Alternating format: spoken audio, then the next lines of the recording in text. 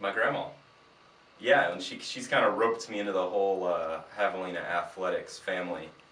Because of her, I haven't missed a game in the 19 years I've been here. Got close once, missed the first half of a game because of a debate tournament when I was in high school, but other than that, I haven't missed a game, and a lot of that's because of her. I started out in Porky's pack, you know, riding the train around the games, playing with Porky in the back, and it's worked wonderfully because I'm going to school here now and I have a job here and everything's rolling smoothly. And without her and her love for Javelina athletics and Javelina football, who knows where I'd be right now. I just fell in love with it. I was in the pep squad.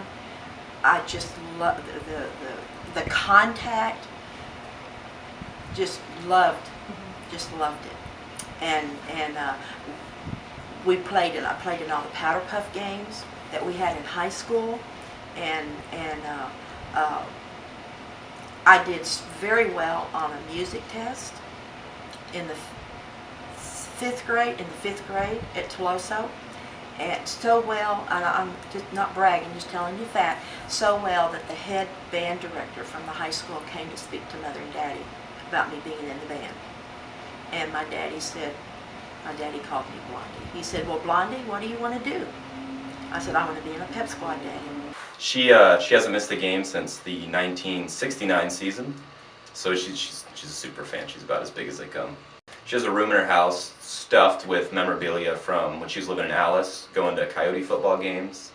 She's got signed paintings of Herschel Walker and Emmitt Smith, two Cowboys greats. That's her favorite NFL team. And once you get to the Javelinas, there's too much to count. There's too much to talk about. Fred Noosh named me that. I can't tell you how many years ago.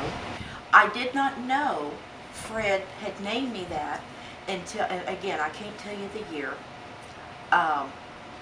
We were playing Angelo in our last football game. We're both undefeated, and we're #1 in the nation. A gentleman from the Dallas Morning News called to interview me for the paper about the ball game.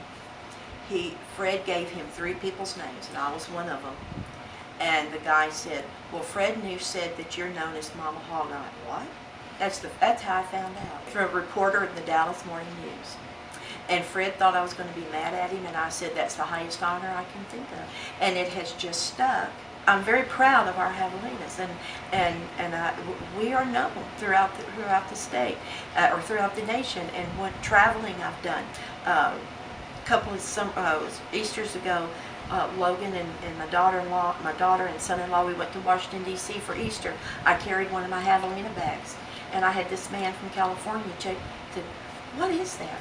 Well, he'd heard of us, and that made me very proud. I have a little pin that I wear just about every time I go out of town. I wear my Javelina pin.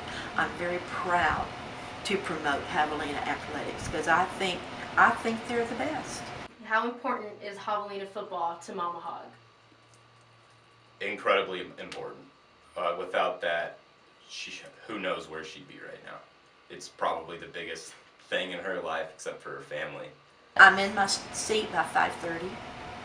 I like to watch the opposing team warm up. I kind of get a feel for the opposing team. I love when I see my team run out. When the band comes in, starts playing Jalisco. It's just wonderful. And from there, it just gets better.